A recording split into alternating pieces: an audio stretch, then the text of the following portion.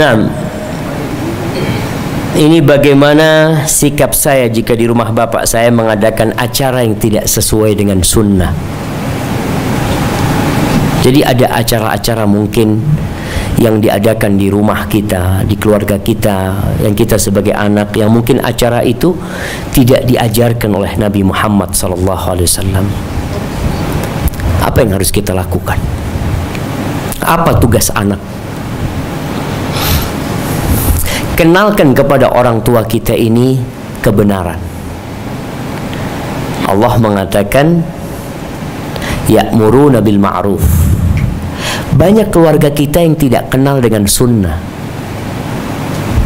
Dia hidup puluhan tahun di rumah itu mengikuti tradisi agama nenek moyang. Sehingga tugas kita adalah bagaimana menyampaikan kepada keluarga kita, kalau ada orang meninggal dunia umpamanya, apa yang dilakukan oleh Nabi Muhammad SAW. Ini yang perlu disampaikan kepada mereka.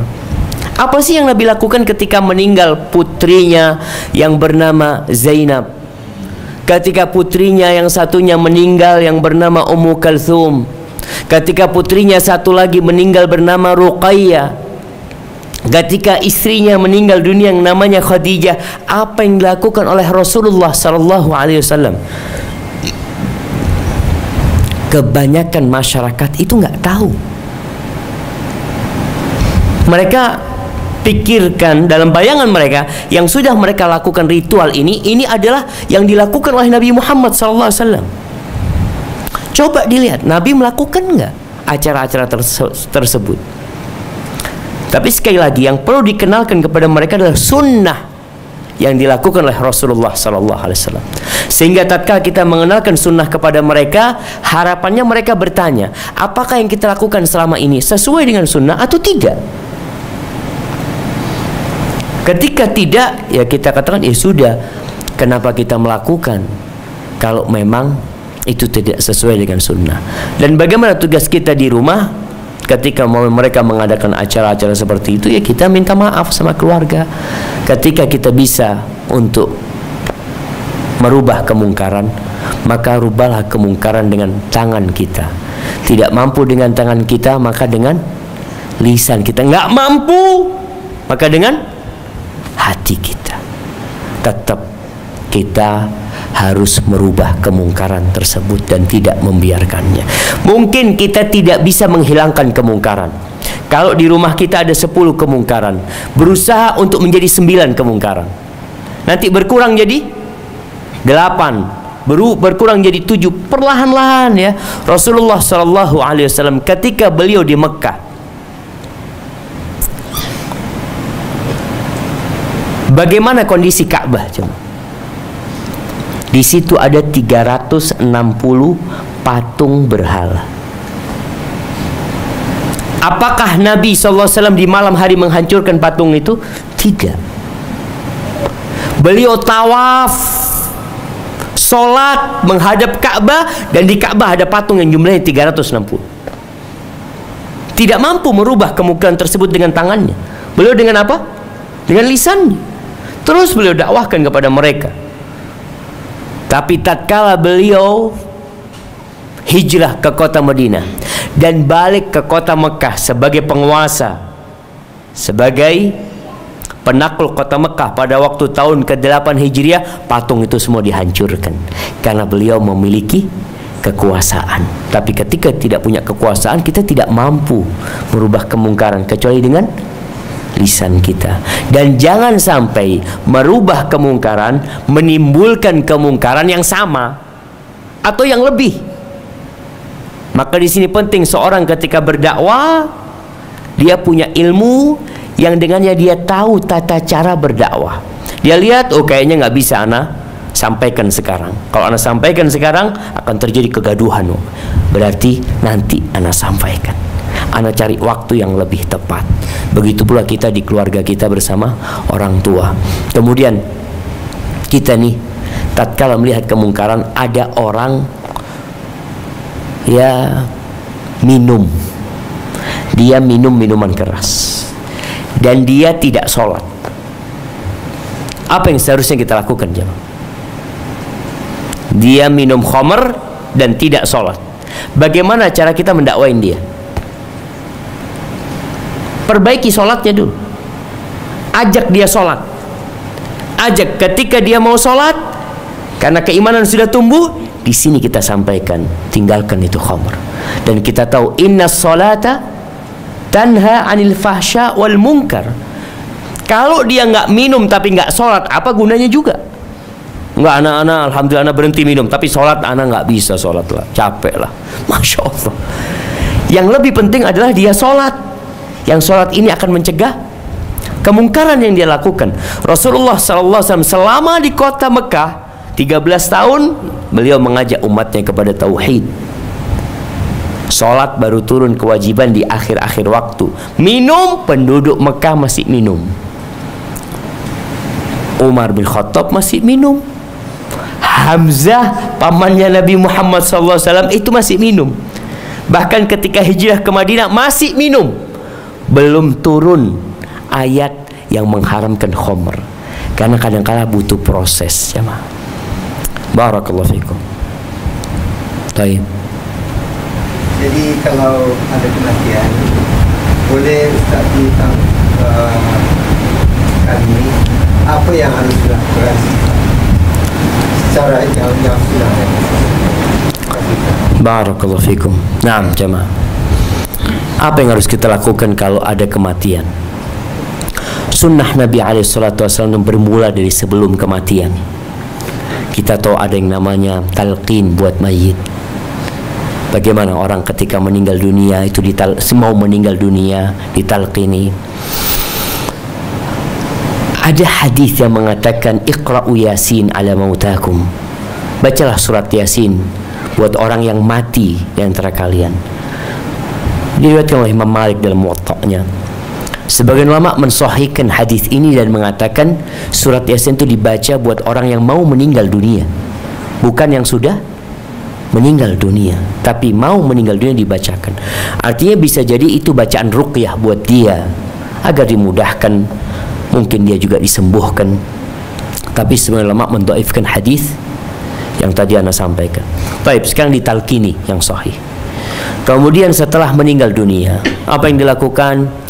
Ditutup matanya kalau dia terbuka matanya. Kemudian disegerakan pengurusannya. Segerakan. Dia segera dimandikan, ya. Kemudian setelah itu dikafani. Kalau sekarang kafan itu Masya Allah semuanya putih, jemaah. Karena semuanya punya uang.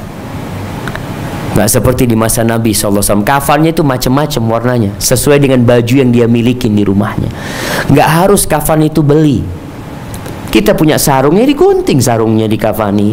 Memang dianjurkan pakai yang warna putih, tapi nggak harus warna putih. Setelah dimandikan, nggak ada acara macam-macam. Setelah mandikan disolatin. Biasanya dimandikan di rumah. Buat para perempuan yang di rumah, sebelum jenazah dibawa ke masjid, boleh dia sholatin di rumah, supaya perempuan juga dapat pahala sholat jenazah. Setelah itu mau dibawa ke masjid, disolatin di masjid, udah sholatin di masjid. Kemudian setelah disolatin nih, sholat jenazah ini itulah doa. Sebagian orang setelah sholat jenazah doa lagi di masjid kadangkala. Padahal Rasul SAW setelah mensolatin jenazah, jenazah itu langsung diangkat menuju ke kuburan, disegerakan. Sebagian nunggu anaknya masih ada di Jakarta, jenazah bapaknya nunggu anaknya. Kenapa harus nunggu anaknya? Apa yang bisa dilakukan oleh anaknya? Nggak ada.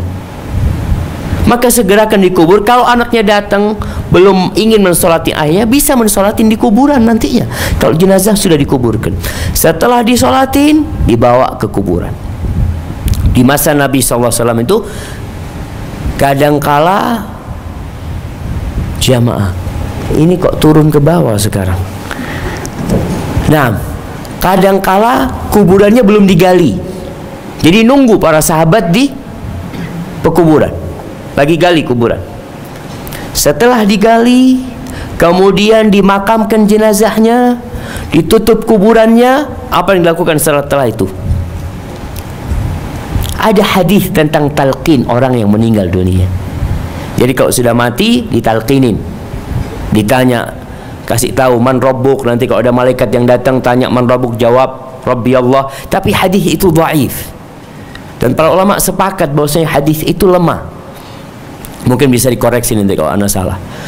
Kemudian kita tidak perlu mentalqini, walaupun kita melihat mungkin saudara kita ada yang mentalqini berdasarkan hadis dhaif tadi. Rasul SAW berdiri di atas kuburan. Beliau mengatakan kepada para sahabatnya, istaghfiru li akhikum wasalullaha lahu tathbit fa innahu al-an yus'al. Kalian mohonkan ampun buat saudara kalian, mohonkan ampun buat saudara kalian. Doa lagi, awal doa ketika sholat. Isi sholat jenazah ini yang pertama apa? Al-Fatihah.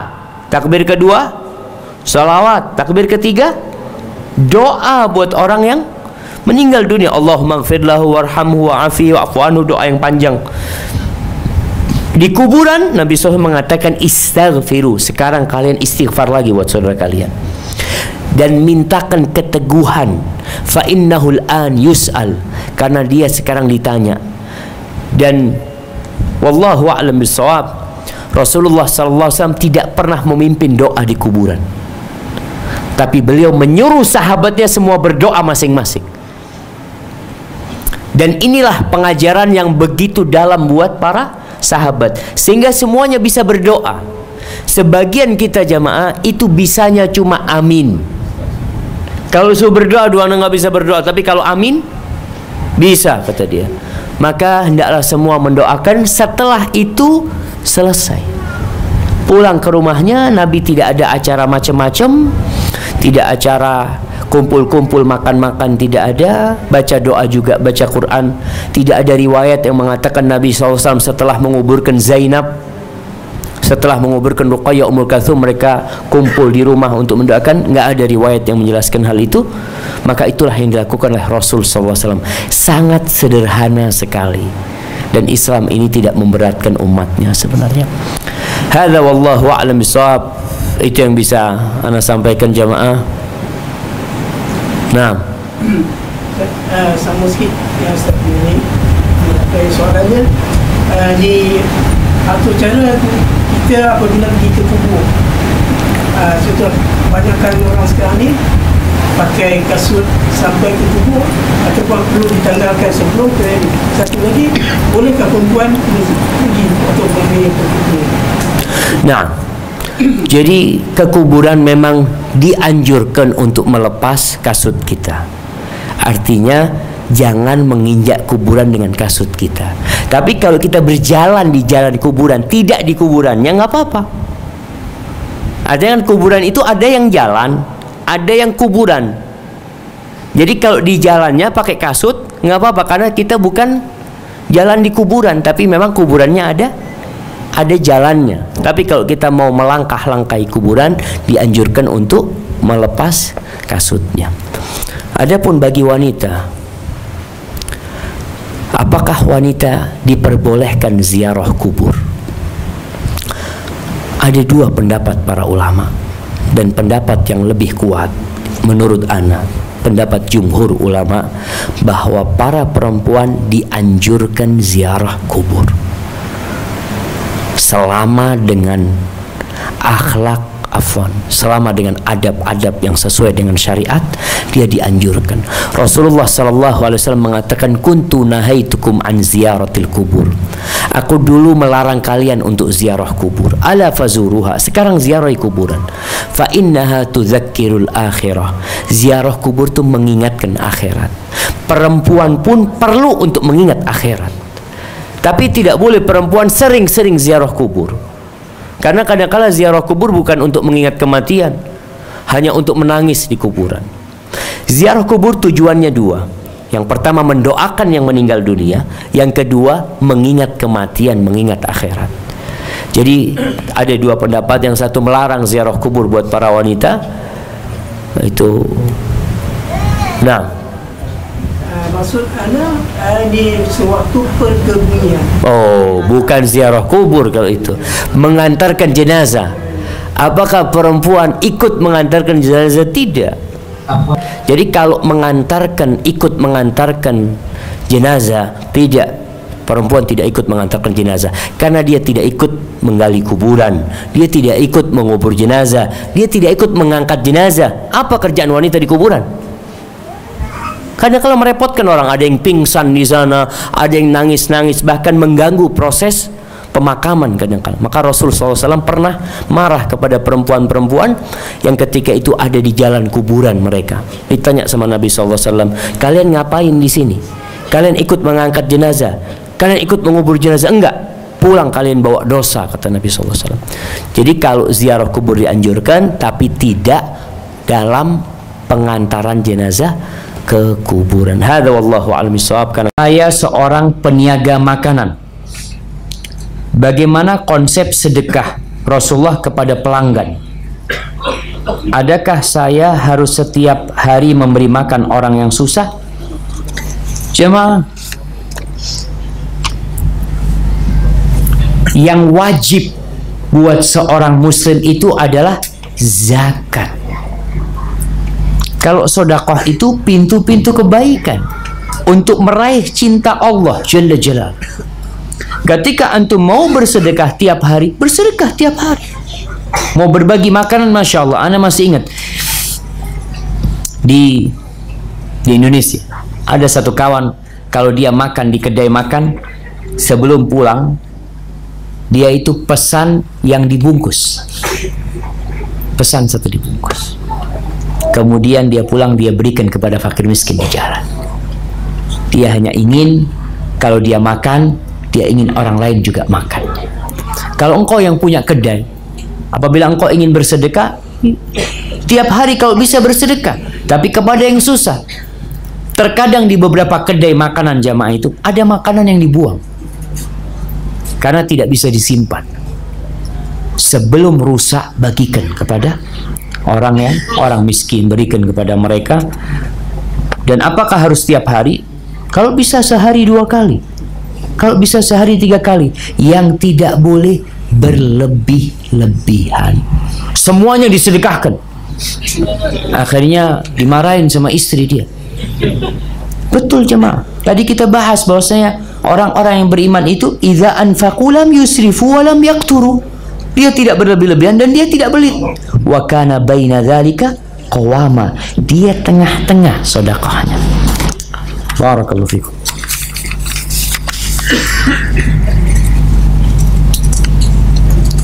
Nah, minta Ustaz ulas tentang ayat di Al-Quran di surat Duha. Ini berkaitan dengan syukur, ini bagus sekali. Firman Allah, wa amma bi ni'mati rabbika fahaddits. Adapun dengan nikmat yang Allah berikan kepadamu, ceritakan, sebutkan nikmat itu. Salah satu bentuk menyebutkan nikmat itu dengan merubah kondisi. Pernah ada seorang sahabat datang menjumpai Rasulullah SAW dengan pakaian yang jelek, yang buruk. Nabi kasihan sama orang ini. Dilihat seperti orang miskin sekali. Lalu ditanya sama Nabi SAW, engkau punya apa? Oh, aku punya onta, aku punya kambing. Subhanallah, tapi pakaianmu seperti ini.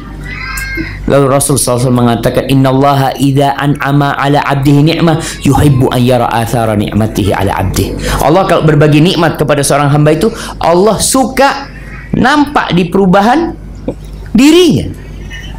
Sekali-kali dia pakai baju jelek, nah, tapi bukan selalu pakai baju jelek. Dia tunjuk ke nikmat yang Allah berikan. Itu salah satu. Yang kedua, bercerita. Bahwasanya alhamdulillah Allah kasih rizki zaman, alhamdulillah. Ceritakan kepada orang. Sambil cerita bisa berbagi. Antum punya rizki, fadhal. Oh, uang apa nih? Alhamdulillah ana baru dapat rizki. Ini termasuk menceritakan. Tapi terkadang antum menceritakan nikmat itu, nanti ada yang hasud, ada yang dengki, ada yang hasad, ada yang iri. Maka jangan cerita jumlahnya, tapi ceritakan alhamdulillah Allah baru kasih nikmat sama aku. Ini aku kasih engkau. Karena Berapa dapat duit? Karena ada orang-orang yang hasad, jamaah. Maka menceritakan nikmat Allah salah satunya tadi dengan cara berbicara atau undang makan. Undang makan, ayo makan ke rumahku, kata. Ada apa ini, kata dia. Alhamdulillah, aku baru dapat rizki. Jadi selalu dia bersyukur sama Allah. Itu salah satu makna wa amma bi ni'mati rabbika fahaddits. Mau tanya, apakah boleh mengambil dan memasak daging kurban untuk dimakan bersama-sama dengan panitia? Bagaimana hukumnya? Jazakumullah khairan. Jamaah, berkaitan dengan kurban, ingat Allah berfirman, "Lan yanalallaha luhumuha wala dima'uha walakin yanaluhu taqwa minkum." Yang tidak akan sampai kepada Allah daging dan darahnya, tidak. Yang akan sampai apa? Ketakwaan kalian. Maka daging kurban ini boleh dimakan bersama panitia umpamanya, tapi tetap ada yang disodakohkan. 1 ekor kambing, kalau semuanya dimakan, sampai hatinya, ususnya dimakan semua, kakinya dimakan, maka dia harus ganti untuk fakir miskin. Tetap walaupun hanya satu kilo. Artinya ketika kita ada 1 ekor kambing, paling tidak kakinya yang kita berikan ke fakir miskin, semuanya boleh dimasak oleh panitia, dimakan, nggak ada masalah, jemaah. Pembagian sepertiga dimakan, sepertiga disimpan, sepertiga disodakohkan umpamanya, itu bebas sejatinya. Antum mau sodakohkan semuanya boleh, tapi dianjurkan kita untuk makan sebagian dari kurban kita. Bagaimana untuk istiqamah dalam berhijrah? Wallahi jamaah, ada orang yang di tengah jalan balik kembali. Yang awalnya dia sholat, tahu-tahu dia berhenti sholat. Bahkan ada yang sebagian sampai murtad. Al-Imam Ibnu Qayyim menjelaskan, rahmatullah alaih, bahwasanya tidaklah orang balik dari jalan kebenaran itu melainkan dia belum sampai kepada kebenaran tersebut. Orang kalau sudah sampai nggak bakalan balik. Nah, sekarang bagaimana kita sampai yakin dengan kebenaran agama Allah ini, jemaah? Yang pertama dengan belajar, supaya kita benar-benar, agamaku ini apa sih? Ada orang yang hijrah hanya penampilannya yang hijrah, tapi hatinya belum hijrah. Maka adalah terus menuntut ilmu. Kemudian yang kedua, berdoa. Rasul sallallahu alaihi wasallam tak pernah berhenti berdoa. Beliau mengatakan, ya muqallibal qulub, tsabbit qalbi ala dinik. Doa yang di surat Ali Imran, Rabbana la tuzigh qulubana ba'da idh hadaitana wa hab lana min ladunka rahmah innaka antal wahhab. Minta sama Allah. Yang ketiga, baca Al-Qur'anul Karim. Jangan memejamkan mata di hari itu kecuali kita sudah baca Quran, walaupun hanya 1 lembar. Baca Quran, jadikan itu wirid rutin, tiap hari harus baca Quran, walaupun sibuk bagaimanapun tetap 1 lembar Al-Quran harus baca. Jadikan itu hutang sehingga kita akan melaksanakannya. Yang keempat, kawan. Hati-hati mencari kawan. Carilah kawan yang menarik kepada surga, bukan kawan yang membuat orang lupa dari surga Allah Jalla Jalaluhu.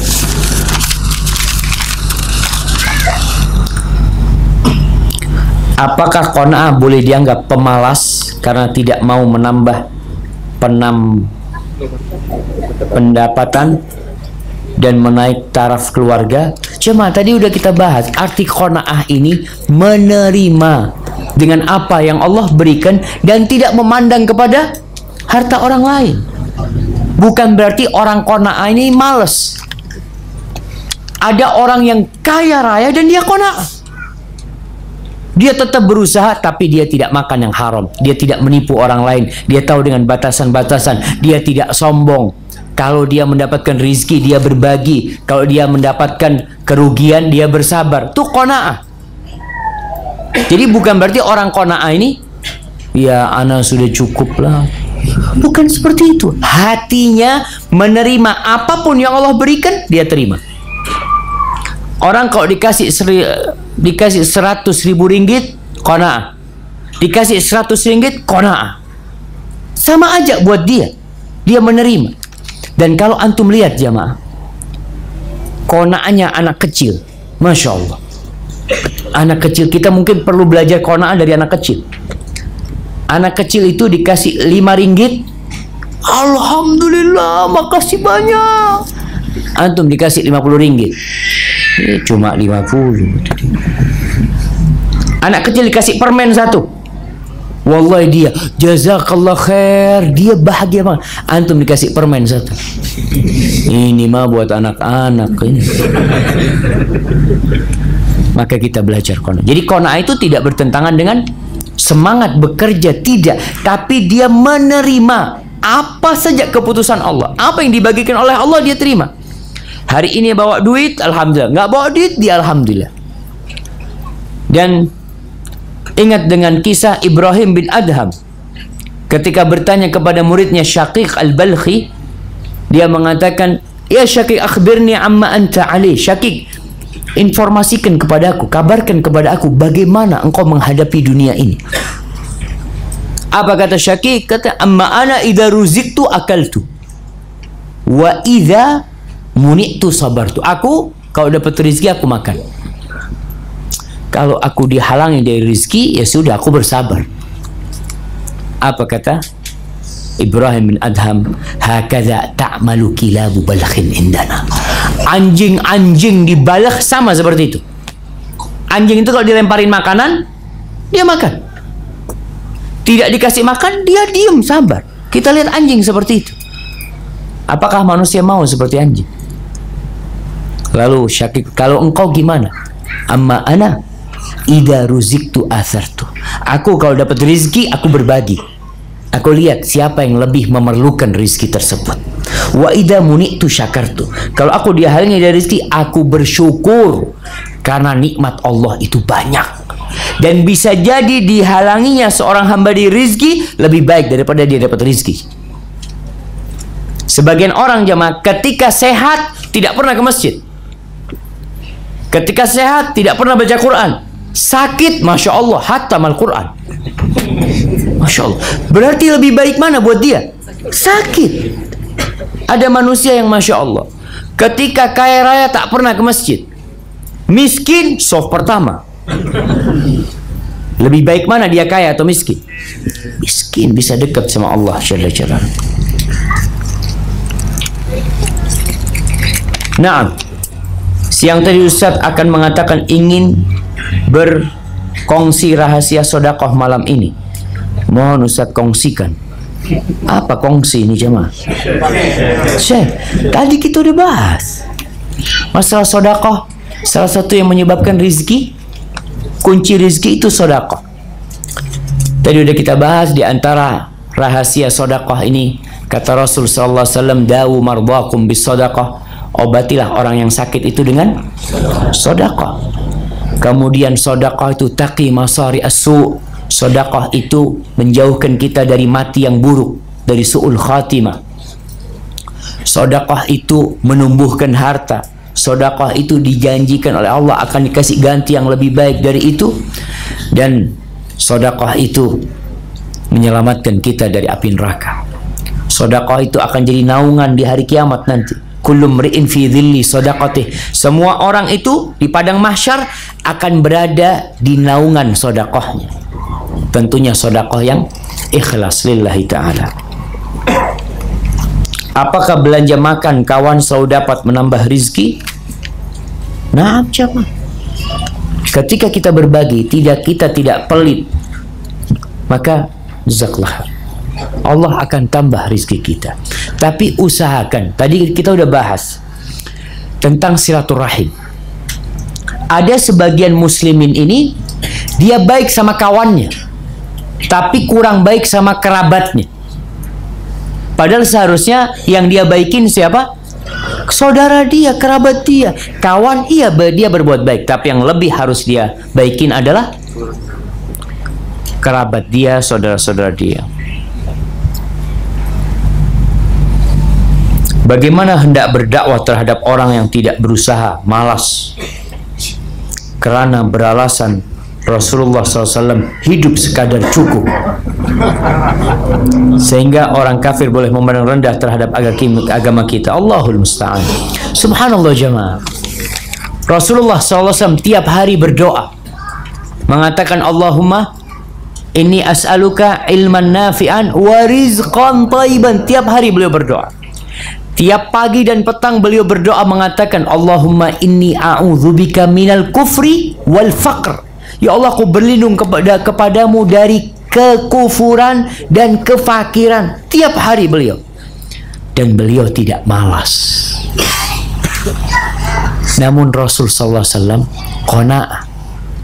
Beliau ketika dapat rezeki, ketika haji wada, berapa hewan kurban yang Nabi potong? Siapa yang mau jawab? Sebelah sini.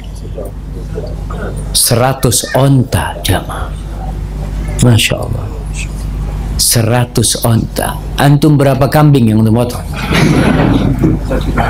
Rasul SAW ketika punya rezeki berlebih, beliau berbagi jamaah. Dan beliau pernah suatu hari di Masjid Nabawi, ini para sahabat sedang ngobrol tentang harta. Lalu beliau berpesan, la ba'sa bil ghina liman ittaqa.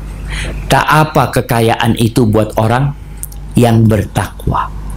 Walakinna as-sihha khairun minal ghina liman ittaqa. Tapi kesehatan itu lebih baik daripada kekayaan buat orang yang bertakwa. Jadi kalau antum kasih pilihan sekarang, punya harta 1 juta ringgit tapi sakit stroke, pilih mana? Tak punya harta tapi sehat. Sehat, punya 1 juta ringgit. Allahu Akbar. Bagaimana kalau qanaah akan menjadikan orang Islam ekonomi berbanding orang kafir? Jemaah, kita sampaikan tadi, qanaah ini amalan hati. Seorang muslim jadilah orang yang kaya, seperti Abdurrahman bin Auf, seperti Utsman bin Affan. Bagaimana sahabat Nabi ingin kaya, tapi mereka tak dapat, tak bisa kaya, tak boleh kaya mereka. Mereka menerima hal itu. Tapi sahabat-sahabat Ansor, mereka kaya raya. Siapa yang bersedekah membiayai dakwah Rasul SAW? Abu Bakar As-Siddiq radhiyallahu ta'ala anhu. Bagaimana Utsman bin Affan membiayai pasukan perang Rasul SAW ketika perang Usra, perang Tabuk? Itu Utsman bin Affan radhiyallahu ta'ala anhu.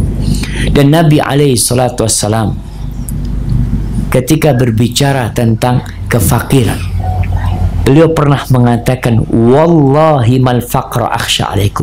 Demi Allah, aku tidak takut kalian ditimpa kefakiran. Aku nggak takut.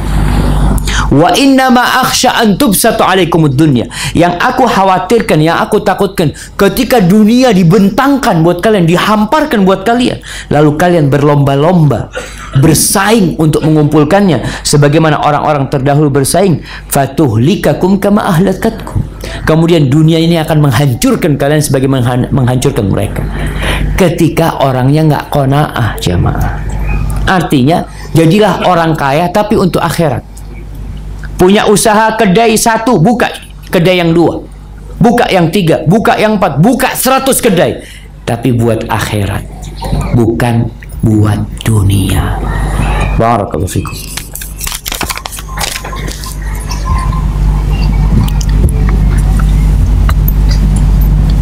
Saya diuji dengan hutang yang banyak.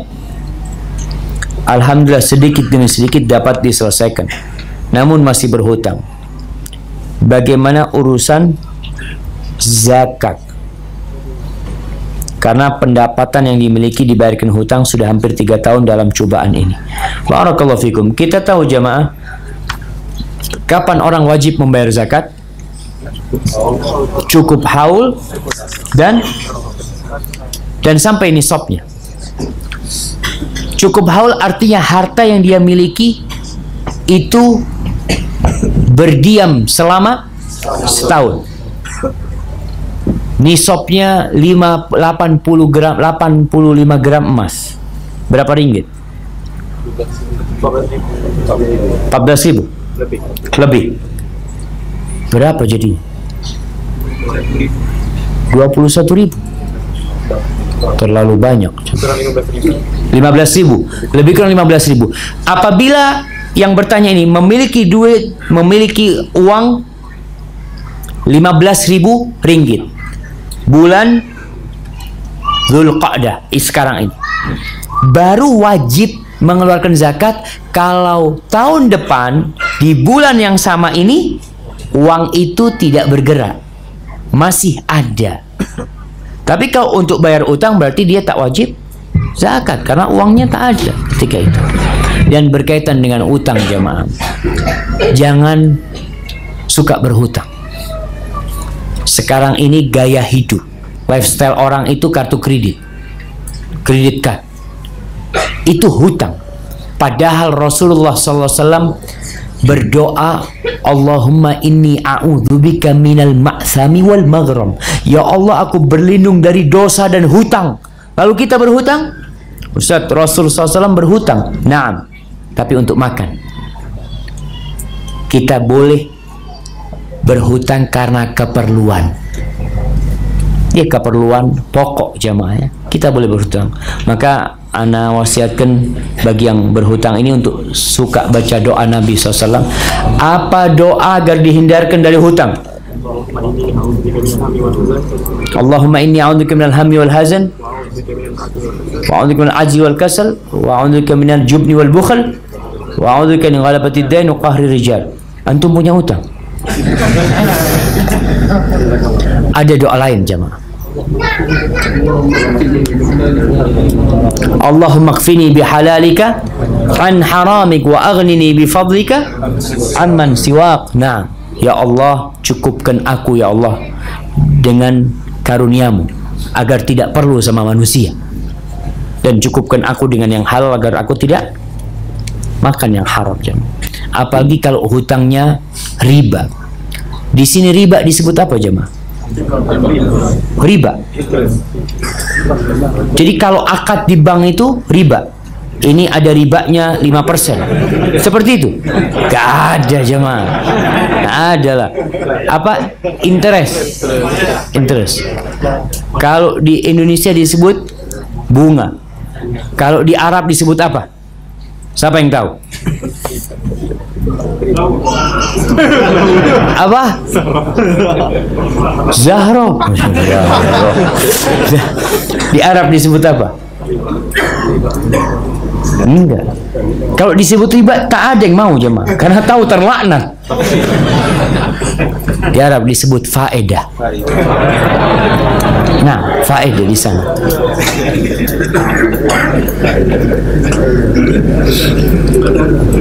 Bagaimana kedudukan seorang istri jika suaminya seorang yang enggan sholat walaupun telah dinasehati? Perlu dipisah atau bagaimana? Yang pertama, sebagian orang salah pilih suami. Ana mau tanya, kenapa kok mau dengan suami yang tidak sholat? Terkadang dahulu sama-sama tak sholat. Sekarang istri dapat hidayah, suami belum dapat hidayah. Akhirnya sang istri merasa tidak nyaman. Apa yang harus dia lakukan? Yang pertama, dia bertobat. Istri bertobat karena dia telah memilih suami seperti itu. Dia minta ampun sama Allah, beristighfar, kemudian dia perbaiki suaminya. Kalau masih bisa diperbaikin, terus diperbaikin. Terkadang suami ini tak nak dikasih nasihat oleh istri, maka perlu ada pihak ketiga. Cari orang lain yang mungkin bisa memberikan nasihat kepada suami. Sohibnya, kawan dia. Ana pernah jumpa jemaah, ada seorang polis dari Batam. Dia katakan hidup ana udah tak benar. Istri ana masya Allah taat sama Allah. Dia nggak berani sama suaminya. Biasa polis kan kadang-kala suka marah. Akhirnya istrinya ini kirim video pendek nasihat itu kepada kawan suaminya. Soalnya kalau istrinya yang kirim nggak dibuka sama suaminya, karena dia tahu istrinya mau kasih nasihat dia. Dia kirim ke kawannya, kawannya yang kirim ke dia, dibuka, dan subhanallah dapat hidayah dari Allah. Terus doakan. Jadi kalau urusan pisah, jangan segera pisah, tapi terus berusaha semoga suami ya mendapatkan petunjuk dari Allah. Saya istri yang coba memiliki qanaah, namun bagaimana menghadapi suami yang tidak qanaah? Bismillah. Alhamdulillah. Saya sering susah hati dan bersalah faham dengan suami karena kurang qanaah dan sering membandingkan soal rezeki. Bagaimana Ustaz? Kalau istri tidak qanaah, maka suami bisa bawa istri ke kuburan, ziarah kubur supaya ingat dengan mati. Tadi udah disebutkan penyebab orang-orang supaya qanaah. Salah satunya ziarah kubur. Salah satunya datang ke rumah orang-orang miskin, bawa suaminya. Suami suka membandingkan soal rezeki dengan yang di atas, sehingga dia tidak qanaah. Apabila dia membandingkan dirinya dengan yang di bawah, maka insya Allah dia akan qanaah. Kemudian ceritakan kepada suami. Ini buat para istri, ketika memberi nasihat suami, jangan memposisikan diri sebagai guru buat suami. Biasa suami tak mau, tapi ajak suaminya sharing, kongsi, sharing itu sharing aja. Cerita umpamanya Bang, Rasul SAW itu sebutkan bagaimana hidupnya, tanpa berasa dia sedang menasihati suaminya. Tapi kalau mengatakan Bang, engkau tuh orang yang tidak qanaah, itu akhirnya begaduh sama suaminya. Sambil didoakan jemaah, minta sama Allah Subhanahu wa taala